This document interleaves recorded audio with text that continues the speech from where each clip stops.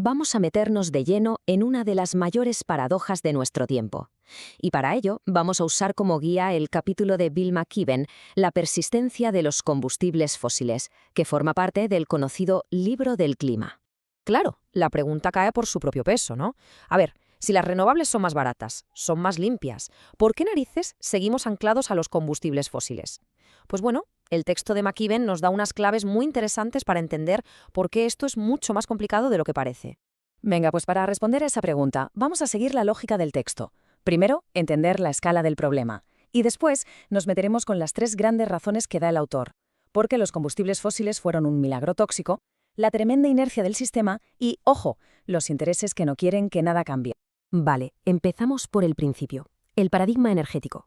Para darnos cuenta de la crisis, primero hay que entender la escala, los números que hay detrás de todo esto.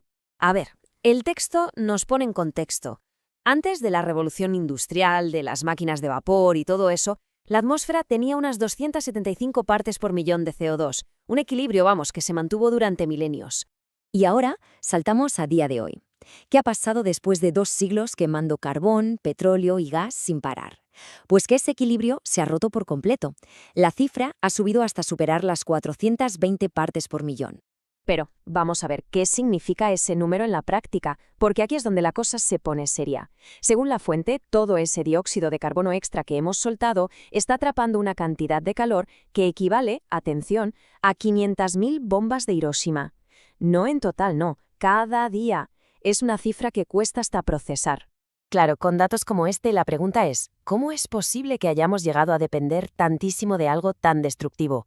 Y aquí entra la primera razón que nos da McKibben. Los combustibles fósiles, aunque parezca una ironía, son una especie de milagro. Eso sí, un milagro tóxico. Es que el autor lo describe de una forma casi poética. Son, en esencia, luz solar concentrada. Pensemos en ello. Es la energía de plantas y animales de hace millones de años, comprimida bajo tierra. Es como tener una reserva de energía pura, casi mágica, esperando a ser liberada.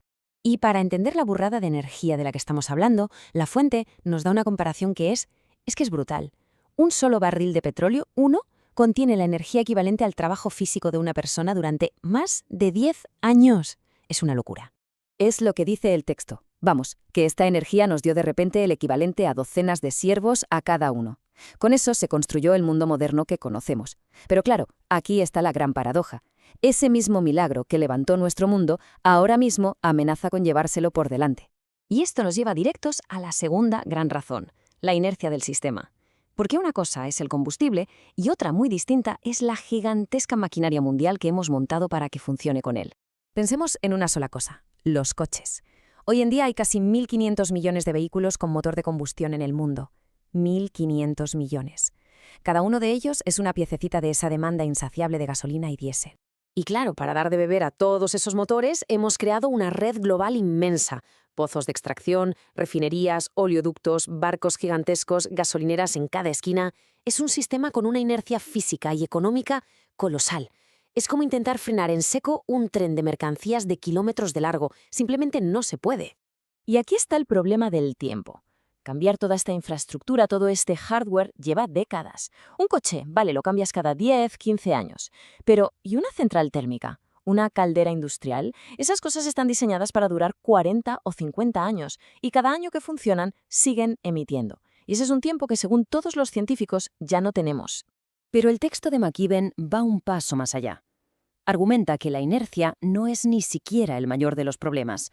La tercera razón es mucho más consciente. Es una oposición activa y muy poderosa, que lucha por mantener las cosas como están.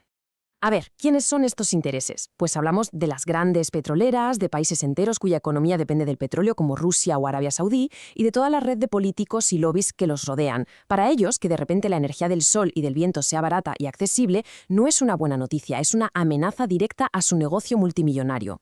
Y aquí es donde el análisis se pone más crudo. McKibben señala cómo las investigaciones han demostrado que la propia industria sabía perfectamente lo que iba a pasar. Sus propios científicos, ya en los años 70, predijeron el calentamiento global con una precisión pasmosa. ¿Y qué hicieron? En lugar de dar la voz de alarma, se gastaron millones en campañas para sembrar la duda, para crear un debate falso sobre si la ciencia era real o no. nos hicieron perder 30 o 40 años vitales. Vale, el panorama parece sombrío, pero la historia no termina ahí, ni mucho menos. A pesar de toda esa inercia y esa oposición, la fuente deja muy claro que hay un cambio en marcha, un cambio que ya es imparable y que viene de dos frentes, la tecnología y la movilización ciudadana. Este gráfico es clave. Es probablemente el cambio más bestia de todos. La economía simple y llanamente ha cambiado de bando. A día de hoy, en la mayor parte del mundo, es más barato generar electricidad con una nueva planta solar o eólica que con una nueva de carbón o gas. El argumento económico se ha dado la vuelta por completo. Y ojo, que no es solo una cuestión de costes. Las renovables tienen otras ventajas enormes. El sol brilla y el viento sopla en todas partes, no como el petróleo, que está concentrado en unos pocos sitios.